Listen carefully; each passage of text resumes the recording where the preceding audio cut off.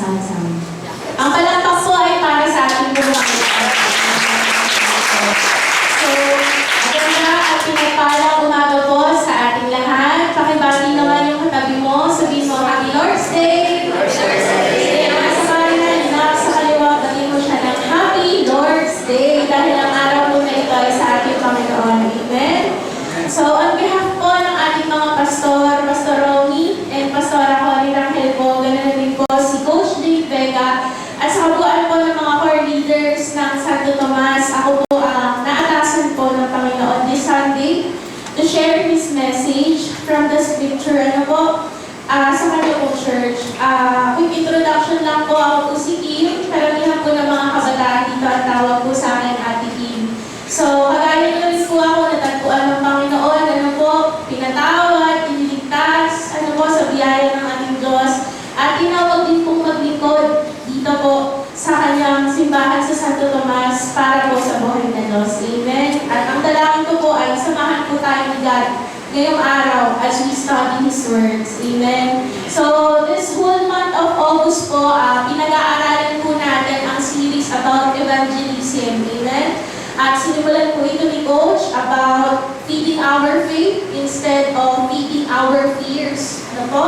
At sinundan po ito ni Coach Aan to care and treat people like Jesus, nang walang pagtatangi, nang wala kang favoritism. Amen. And last week po, si Brother Dan, tinuruan niya po tayo kung paano po maging isang mabuting kapwa sa ating po mga neighbors. Dahil we all know at naunawaan po natin that the world needs Jesus. Amen? Sino po yung nandito for the whole series po ng August? Taas nga po kamay. Amen? Palapakan niyo po yung mga sarili ko. Dahil ito po, linggo na ito, tayo naman po, pag-aaralan po natin ano pa yung pwede pa po natin gawin para po effectively tayo po ay makapagpahayag ng salita ng Diyos sa ating po mga kapwa. Ganoon na rin po sa mga mahal natin sa buhay, sa mga parents natin kung hindi pa po nila naririnig ang gospel of Jesus. No po, sa mga anak po natin, na alam po natin ay wala pa pong tamang relasyon sa ating Diyos. Sa mga tropa natin dyan, sa mga malalapit sa buhay natin, sa mga taong mahalaga sa buhay natin, pag-aaralan po natin ngayon, ano pa yung pwede natin gawin para po mailapit natin sila sa Panginoon ngayong araw. Ready na po ba kayo? Amen. Ano po, at ang title po ng ating pag-aaralan ngayong araw ay From Tears to Joy. At kukunin po natin ito in Psalms chapter 126 verses 1 to 6. Sabay-sabay po natin basahin ang sinasabi po sa Psalm 126 verses 1 to 6. 1 to 3. Read. When the Lord brought us back to Jerusalem, it was like a dream. How we laughed, how we sang for joy. Then the other nations said about us, the Lord did great things for them. Indeed, He did great things for us. How happy we are. Lord, make us prosperous again, just as the rain brings water back to dry riverbeds. Let those who wept as they planted their crops gather the harvest with joy. Those who wept as they went out carrying the seed will come back singing for joy as they bring in the harvest. Psalm 126 verses 1 to 6. Tayo po'y sumandalis tumungo at manalangin. Aming Ama na nasa langit, papuri sa iyo, Panginoon, pasasalamat, Panginoon, O God, at kagaya ng aming inawing tunay nga na wala kang kapantay na Diyos. How beautiful is your name, how wonderful you are, and how powerful you are in this place, O God, as even in our lives, O God. We know and we believe, Lord, na Ikaw po ang Diyos na kailan pa man ay hindi nagbago sa iyong pagmamahal sa amin. Kaya naman, Lord, alam din naman po namin Ikaw po ay Diyos na banal. Kaya God, we just how we come before you today. Nisin niyo po ang aming mga isip, ang aming mga puso, Panginoon, O God, at hayaan mo po na malaya ka na magpahayag sa amin sa araw na ito. Itago mo lamang po sa iyong likuran.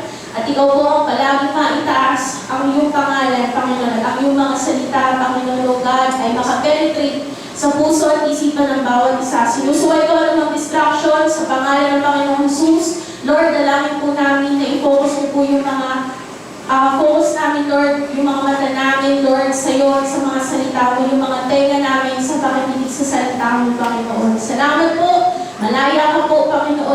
kumilos sa aming mga puso sa araw na ito. Purihin ka. In Jesus' name, tayo po'y magsabi na Amen. Amen.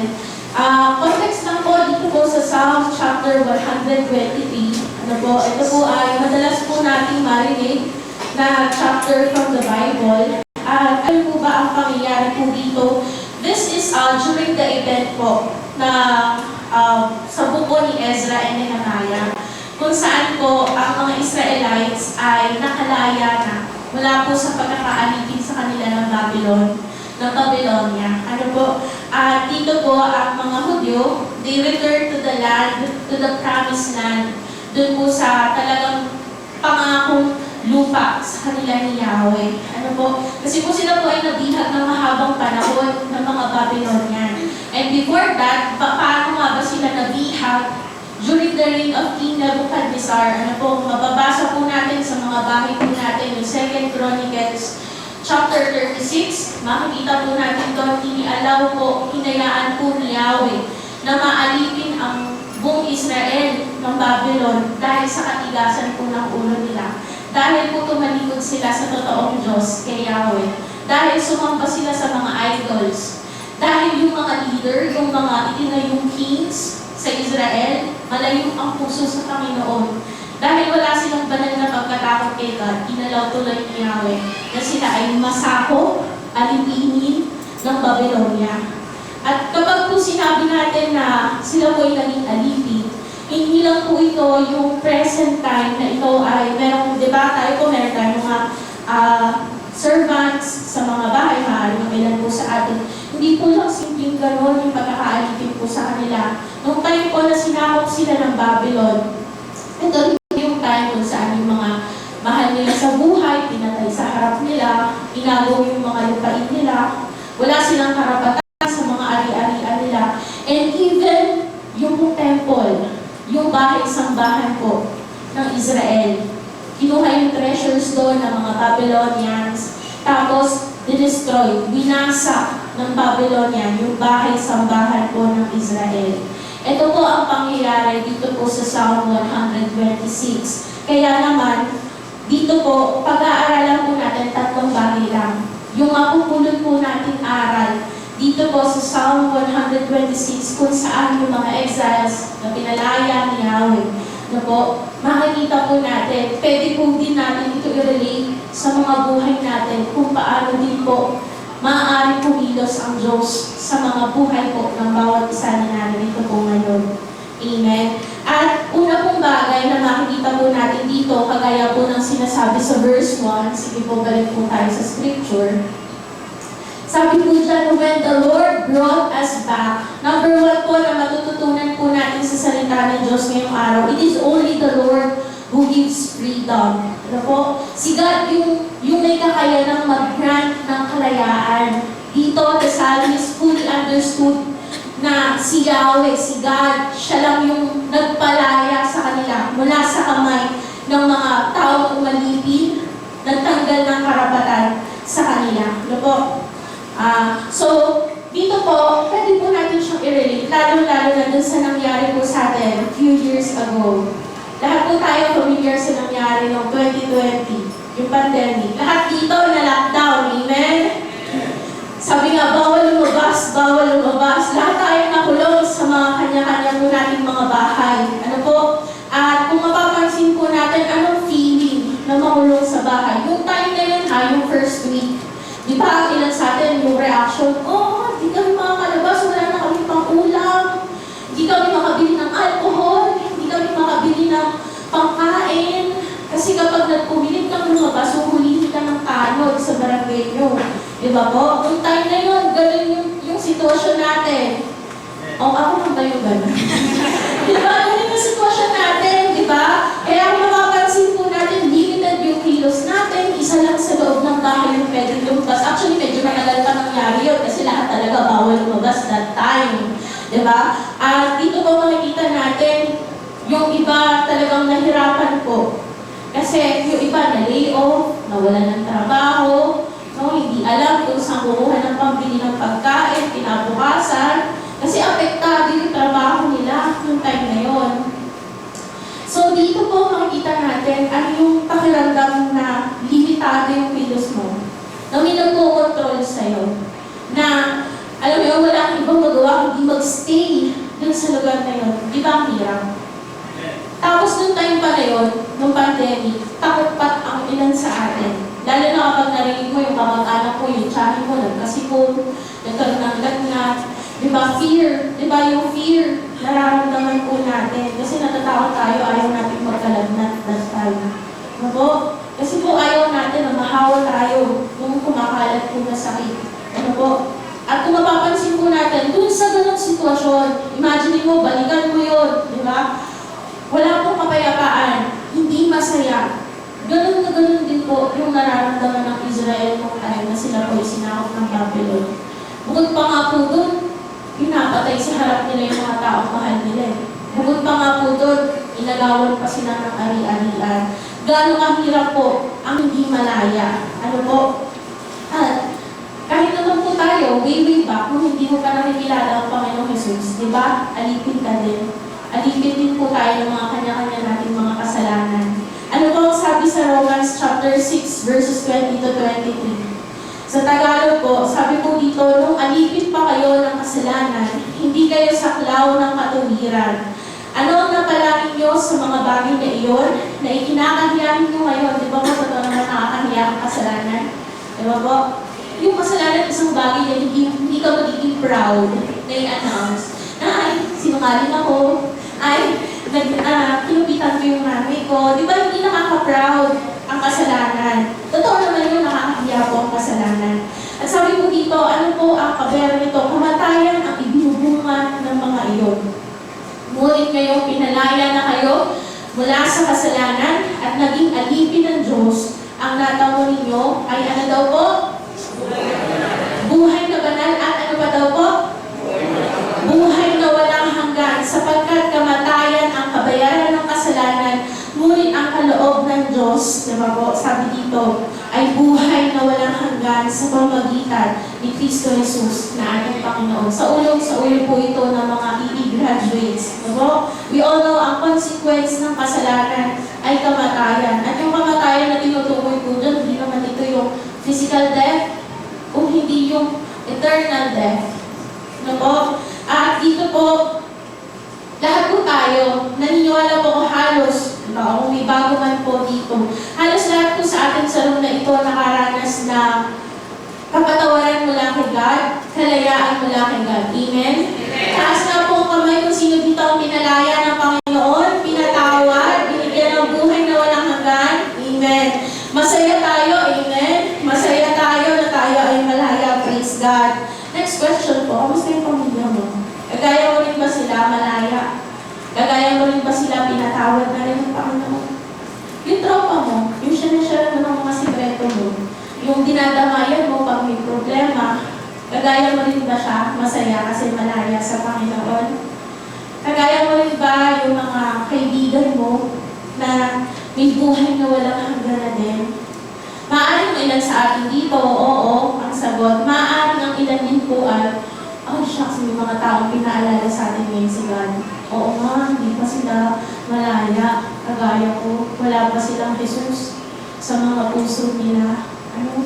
Sabi po sa Roma, sapagkat kamatayan ang kabayaran ng kasalanan, lahat po tayo ay makasalanan at lahat po nang hindi nasakop ng kapatawaran mula sa Panginoong Jesus. Alam po natin yung consequences noon. Ngayon na alam po natin may assurance tayo ng buhay na walang hanggan. Anong dating po sa atin noon? Sinasabi mo mahal mo yung tropa mo. Sinasabi mo na mahal mo yung anak mo.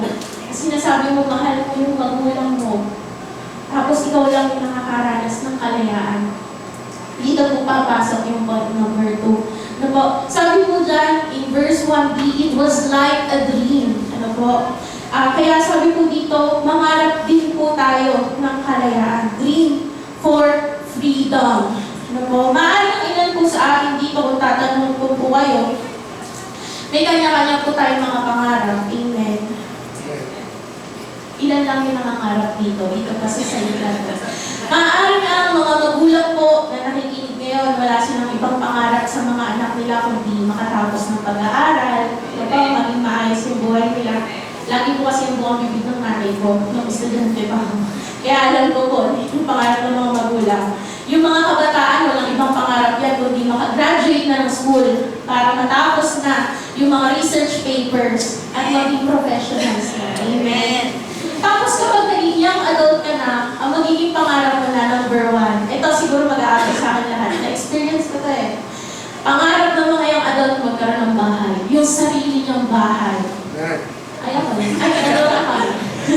Diba? O kaya naman magkaroon ng sasakyan, no? O kaya naman magkaroon ng savings. Kasi pangarap din na magkaroon ng bumuo ng pamilya, no? Yung mga young adults. Maaaring mga elderlies, ang pangarap po nila is to be remembered. Maalala sila ng mga apo nila, ng mga anak nila. At kapag napag-uusapan sila ng mga tao-mahal nila, gusto nila na maaalala yung legacy nila, yung maiiwan nila dun sa mga mahal nila sa buhay. Ano po? Maganda po lahat ng mga pangarap na yun. Maganda po lahat ng mga dreams na yun. Ano po? Pero kung ano po yung mapapansin po natin dun sa mga pangarap na yun, karamihan po dito ay mga bagay na lumilipas. May iwan po natin dito sa mundo. Minsan kayo bang nangarap ng mga bagay na makakapagpangiti sa Panginoon? Praise God! So, minsan ka rin ba na nangarap na kapag ginawa mo ang bagay na ito, alam mo mapapangiti mo si God? Kasi po, sabi po sa 2 Corinthians chapter 4, verse 18, at ito po ay reminder sa atin ng salita ni God. So we fix our eyes not on what is seen, but on what is unseen. Since what is seen is temporary, but what is unseen is eternal. Today po, God is reminding us na okay lang mangarap ng mga bagay na magagamit mo dito sa lupa. Pero, nire-remind din po tayo ng Panginoon, kapatid, diba? Merong eternal. Merong buhay na walang hanggan. Kaya sana, i-fix din natin yung mga mata natin doon. Okay lang mag-ipon. Hindi ko naman sinabi huwag kayo mag-ipon. Okay naman po na mangarap na maganda para sa inyong mga anak. Ano po? Pero, may isasama rin po ba natin ang mga bagay na gusto ni God para sa eternity? Ano po? Dito po naniniwala ako nung time na naalipin po yung mga Israel, ay nangarap din sila na maging malaya ulit. Kasi ikaw ka naman, agawad ka ng teritoryo, agawad ka ng mga ari-arian, at palayasin ka dun sa lugar niyo. Diba? Hindi ka ba mangangarap noon na makabalik ulit at makuha mo ulit yung sayo? Diba po? At dito po, kung mapapansin natin, nire-remind tayo na meron pong mga bagay na pang walang hanggan. Ikaw, yung kaluluwa mo, sabi nga po kanina sa prayer cleansing, ang tao po ay binubuo ng physical, soul, and spirit. Tama po, Kuya Amato. Yung kaluluwa po natin, that is something na madadala po natin sa eternity. Yung katabi mo, yung kaluluwa niya, mahalaga sa Panginoon.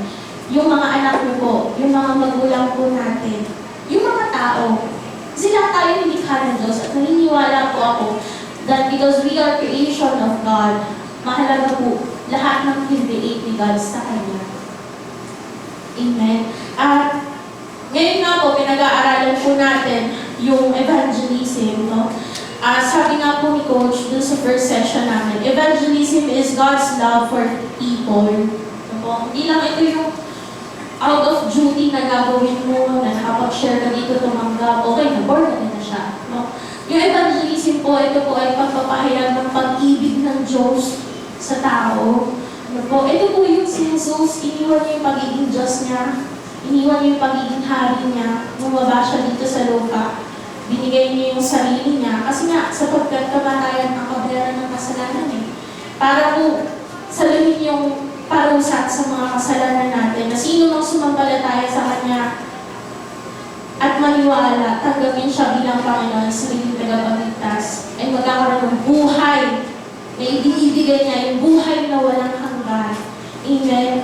At sabi nga po dito sa Ephesians chapter 2 verses 8 to 9. Sa ulo po ito, ng karamihan ng nandito. Sige nga po, sabay-sabay po natin sabihin. Ephesians chapter 2 verses 8 to 9. It's not from yourselves, it is the gift of God, not by works, so that no one can boast. No? Lahat po tayo nakaranas ng grace, ng biyaya ng Panginoon. At sabi nga po dun sa refresher, sa evangelism refresher, we should also extend the same grace that we have received, given to us sa kapwa po natin. Amen? At kagaya po dito sa point number 2, nakakarap ka rin ba na yung mga taong wala pa sa Panginoon ay mailapit mo sa Diyos? Kasi yun po yung pino-point out dito na praise God, nangangarap po tayo ano po, na kailangan din daw po natin isama sa pangarap natin ang panalangin. Ilapit po natin sila sa Diyos. Bakit po? Napakalaking tulong po ng Diyos sa buhay po ng mga tao. Kasi sabi sa 1 John chapter 5 verses 14 to 15, this is the confidence we have in approaching God, that if we ask anything according to His will, that if we ask anything according to His will, He hears us. And if we know that He hears us, whatever we ask, we know that we have what we ask of Him. Kalooban po ba ni God ang makalapit sa Kanyang isang makasalanan? Parang hindi na kalooban po ba ni God na ang mga tao ay lumapit sa Kanya, manumbalik sa relasyon sa Kanya? Amen. Therefore, kung pinagpipray mo na itong taong ito at naniniwala ko sa mga oras na ito, may taong inilalagay si God sa heart at sa mind mo ngayon na alam mo wala pang relasyon sa Kanya. Pag ilang tao na inilapit mo sa Panginoon, sabi sa 1 John 5, 14 to 15, if we ask anything according to His will, He hears. Naririnig niya, pinapakinggan niya. At sabi niya, if we know that He hears us, whatever we ask, we know that we have what we ask. At ipagkakaloob niya yun, for sure. Kalooban yun. Kalooban po ng Diyos na magkaroon po ng mga tao na lumalapit, nananampalataya at nare-restore ang relasyon sa Kanya. Kaya kung mapapansin po natin, ang evangelism hindi pwedeng hindi ka nag-pray. Kapag nag-share ka, hindi, ewan ko lang, kung kaya po natin na hindi natin magdepende sa Panginoon. Ang evangelism hindi pwedeng ihiwalay ang salita ng Diyos. Bakit? Kasi po mahirap pong mag-share ng gospel na di ka naman nananalangin. Kasi baka pasukin po ng hangin yung utak natin, isipin natin, itong tao na ito, na-born again tayo sa akin, sharean ko kasi yan. Baka po yumabang tayo kapag di po tayo nagdepende sa Panginoon.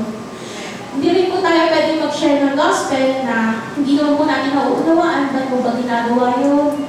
Bakit ka ba nag-share? Ano ba yung share mo na word of God sa tao? Kasi baka po kasi gagayahin mo lang si kapatid, number 1, kasi nag-share siya, may mga mag-fire siya sa pag-share ng word of God, may mga taong tumatanggap.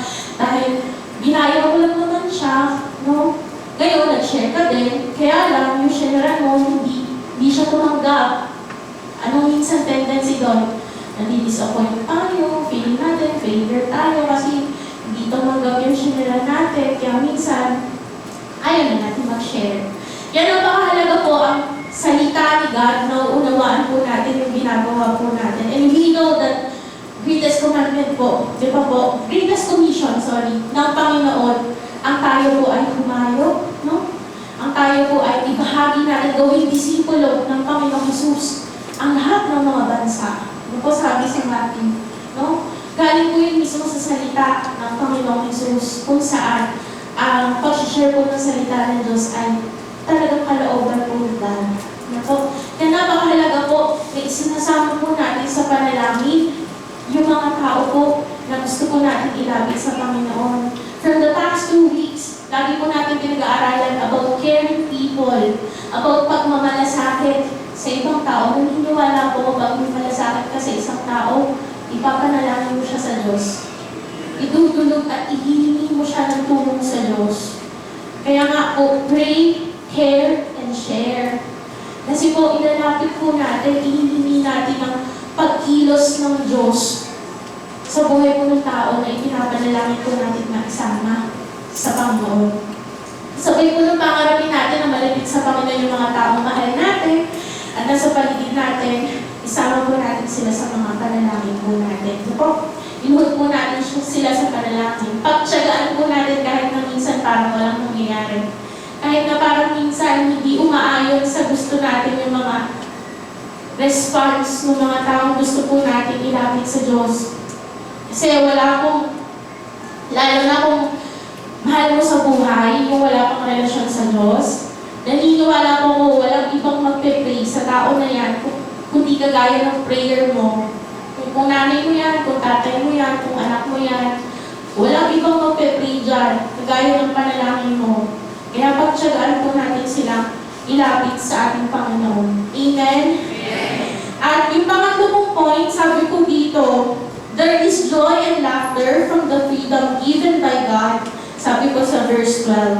How we love, how we sung for joy, then the other nations said about us, the Lord did great things for them. Ayan. At dito po mapapansin natin, na-realize ng Israel na talagang sila ay tinalayan ng Panginoon dahil sila po ay pinabalik na doon sa promised land. Ano po? Sobrang saya nila, sobra-sobra yung joy na nararamdaman nila. Kaya ano po yung una nilang ginawa?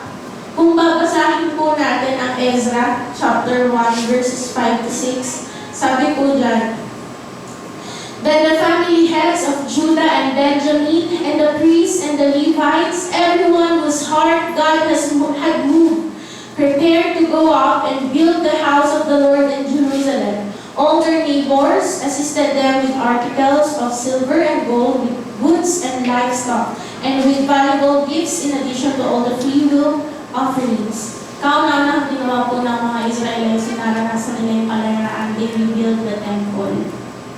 No? Sa kagustuhan po nila na magpasalamat sa Diyos, na sumamba sa Diyos, una po nilang ginawang agenda ay i-rebuild yung bahay-sambahan ni Yahweh. Hindi nila inuna yung mga sarili nilang mga concern, magtayo ng mansyon, magtayo ng business nila, pagkakakitaan. Unan po nilang pinaglaanan ng pansin dahil nakaranas sila ng kalayaan, no, sa Panginoon. They rebuilt the temple. Kaya naniniwala po lahat na nakakaranas ng kalayaan, kabutihan God, automatic nagiging worshiper niya. Automatic nagpapasalamat din sa Diyos, no? At dito po, kapag tinuloy po natin yan in Ezra chapter 3, hindi ko na po isinama dyan.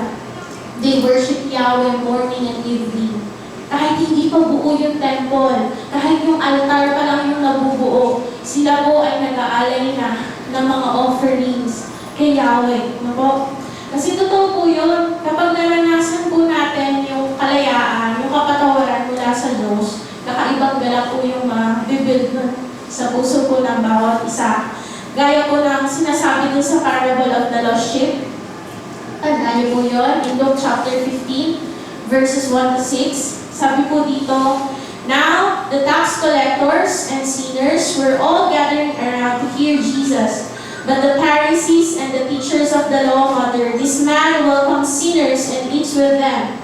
Then Jesus told them this parable. Suppose one of you has 100 sheep and loses one of them. Doesn't he leave the 99 in the open country and go after the lost sheep until he finds it? And when he finds it, he joyfully put it on his shoulders and go home. Then he said to his friends and neighbors together and says, rejoice with me, I have found my lost sheep. Diba? Ganun din po ang Panginoon. Kapag po kahit isa lang na tao, na makasalanan, nag-repent, bumalik sa Kanya, nagkaroon ng tamang relasyon sa Kanya, una pong matutuwa doon ang Diyos.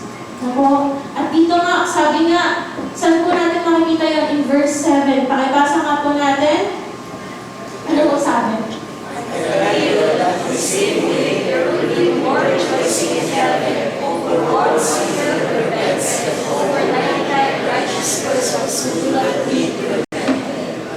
Ang saya naman po natin. Sabi ko dito, there will be more rejoicing in heaven over one sinner who repents. Amen? At ito po makikita po natin na ang Panginoon po, hindi lang ang Panginoon, kundi yung mga anghel. Ang buong langit nagdiriwang kapag po merong isang tao na lumapit sa Diyos. Ikaw, kung lumapit ka sa Diyos, kung tanggapin mo siya, unang natawa ang Panginoon. Nagdiwang ang langit. Siyempre, kasunod na nun, may tao nagpipray sa'yo. Kasunod na nun yung tao na nag-share sa'yo. Pero unang natutuwanan ang Panginoon.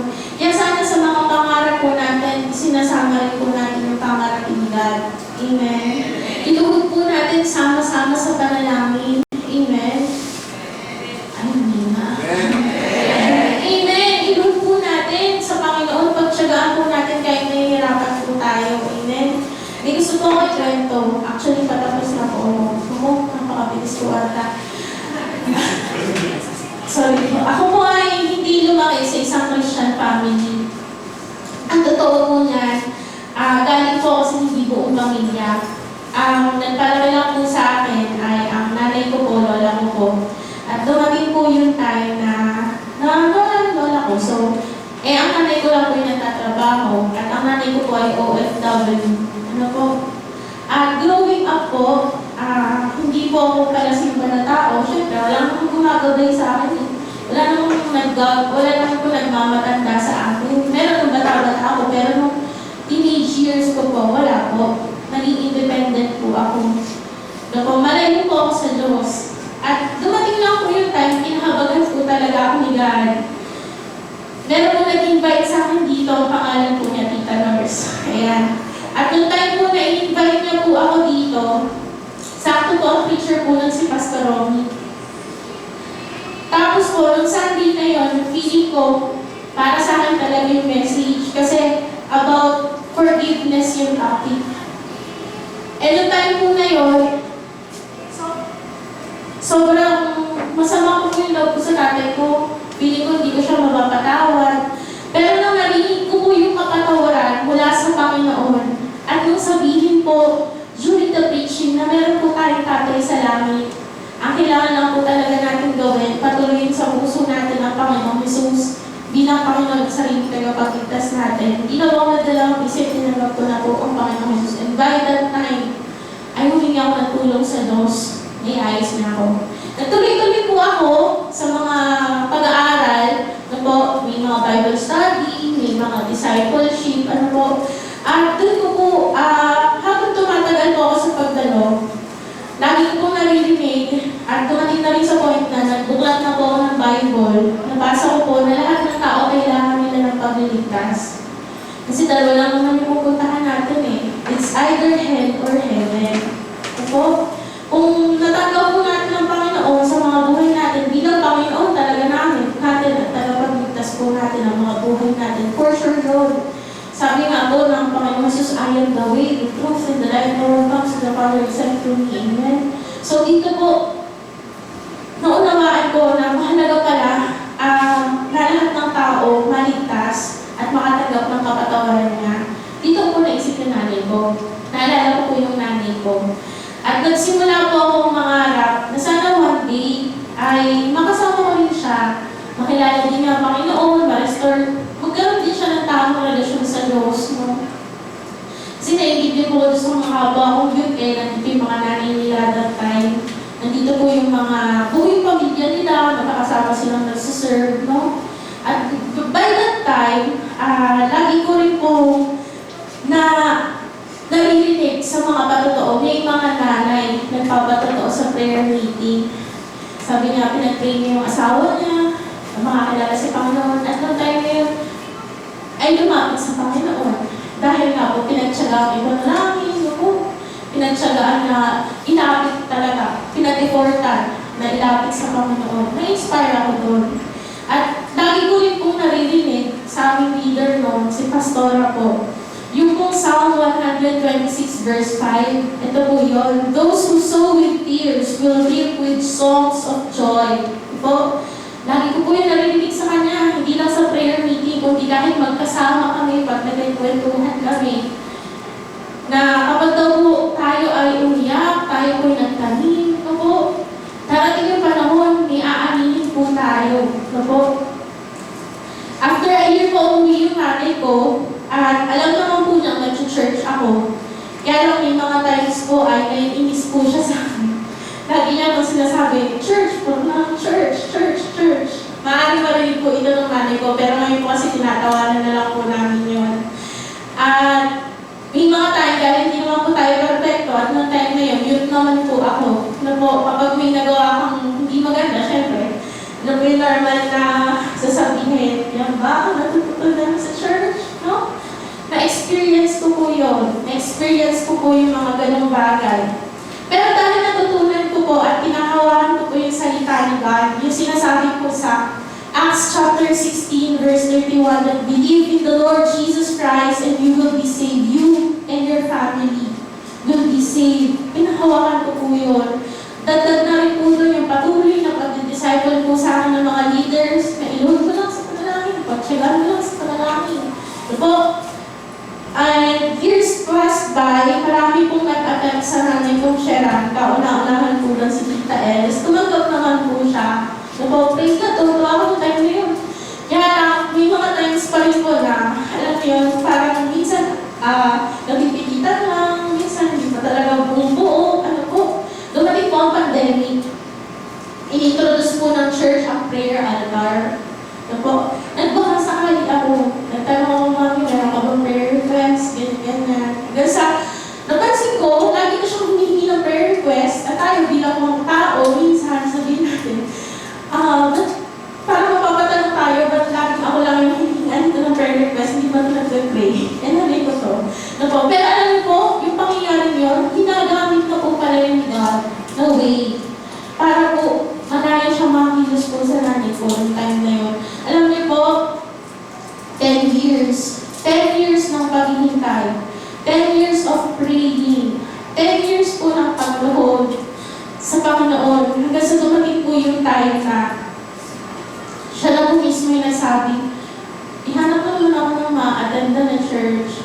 At nung narinig ko po yun sa kanya, kasi yung bang pagkukusa na nauhaw na siya, na talagang hinahanap na niya, ano po, niraman lang po yun ni God, amen. At nung po time na ako po ay nabigyan ng pagkakataon na makabisita sa kanya, talaga po nag-pray kami. Nag-pray po kami nang mapupuntahan po niya doon na every week na church. Kasi naniniwala ko, yung faith coming from hearing and hearing the Word of God. Kailangan po natin lagi tayo nakakarinig ng salita ng Diyos para yung pananampalataya po natin ay tumibay at lumalim. Pero kung one time, big time lang na tinanggap mo si Jesus bilang Lord and Savior mo, pwedeng malimutan mo yun kung hindi mo palaging i-feed yung sarili mo ng salita ng Diyos. Amen? Hanggang sa praise God po, dumating po yung panahon at masasabi ko po, yes, the Lord has done amazing things for us. What joy! Amen? Meron po akong gusto ipakita isang picture. Ito po yung nanay ko, nasa gitna siya. At meron po kami napuntahan na isang Christian community po sa Singapore na puro Pilipino. At ang nakakatawa po doon, ay hindi na po mailang ang nanay ko. Nakikihalubilo na po siya. At the same time, meron po isang nanay ay pabalik po din sa kabila. Ito po, may isang pong nanay na pinaghabilinan ko po sa kanya. At the same time, alam din po ng nanay ko po talaga na mag-reach out po sa kanya. Kasi kailangan po natin din ng fellowship nung mag-encourage po sa atin. Kaya yung group leader mo, huwag ka maumay dyan, dapat magpasalamat ka kay God sa buhay niya. Na merong tao na nag-encourage sa'yo, na merong po tao na nanalangin sa'yo. Amen? Ito po ay ba't ito ikinikwento? Ikinikwento ko po ito kasi alam niyo po, during those 10 years, hindi po naging smooth lahat. May mga time po na hindi kami nagkakuluan ng nanay ko.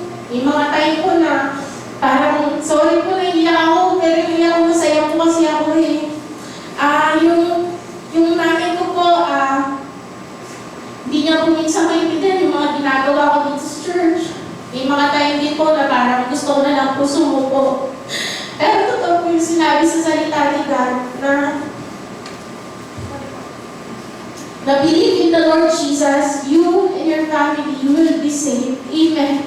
Kaya those who sow with tears will reap with songs of joy. Amen. Sabi nga po dito, as I conclude, in 1 Peter chapter 3, verse 12, the Lord watches over everyone who obeys Him and listens to their prayers. Amen. At yun po yung isa sa mga pangako ni God na napakagandang panghawakan. Amen.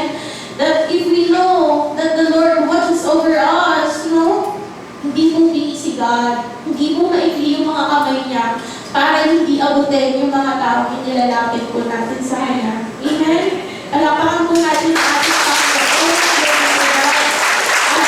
At ngayon po tayo Lord's Table. Tinatawagan ko na po ang worship team at ang prayer ministry sa pangunguna po sa atin sa Lord's Table po.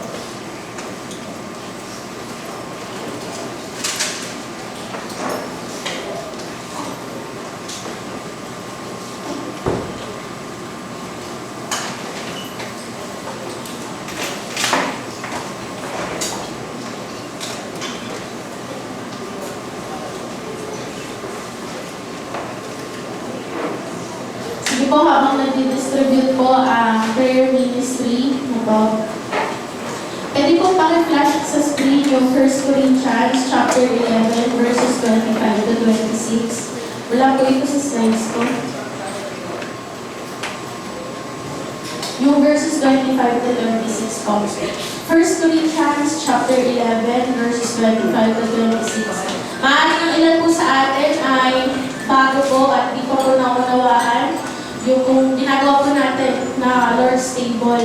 Pero sinasabi po sa salita ni God, in 1 Corinthians, chapter 11, verses 27 to 29 po pala, sorry. Verses 27 to 29, so then, whoever eats the bread or drink the cup of the Lord in an unworthy manner will be guilty of sinning against the body and the blood of the Lord.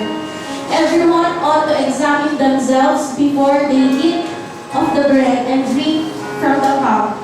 For those who eat and drink without discerning the body of Christ, eat and drink judgment on themselves. Kaya po kung tayo po may mga hawak ng mga tinapay, bago po natin ito tanggapin, ano po, let's grab this time na lumapit po tayo sa Panginoon. Tayo po ay magpalinis, tayo po ay magpasiyasan. Ano po? Ipa-examine po natin yung mga sarili natin kay God.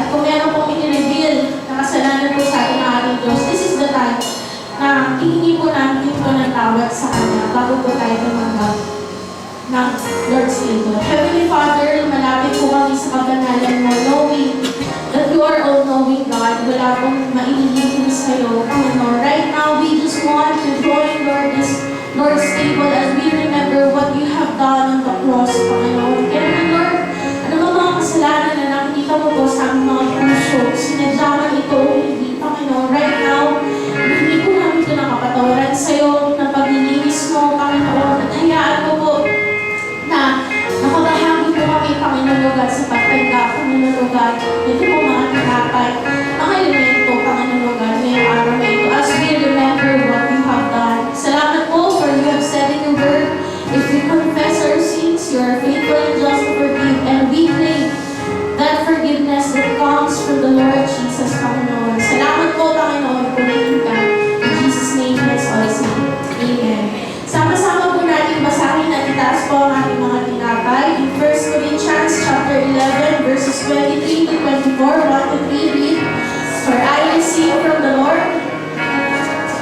Sapagkat ito, puro na tinanggap ko mula sa Panginoon at ibinigay ko naman sa inyo. Noong gabi siya ay pinagkanulo, ang Panginoon Jesus ay lumangkot ng tinapay, nagpasalamat at pinagkaso sa inyo. At sinabi ito, ang ginawa ay hinahakot para sa inyo. Gawin niyo ito bilang pag-alala sa amin. Salamat po.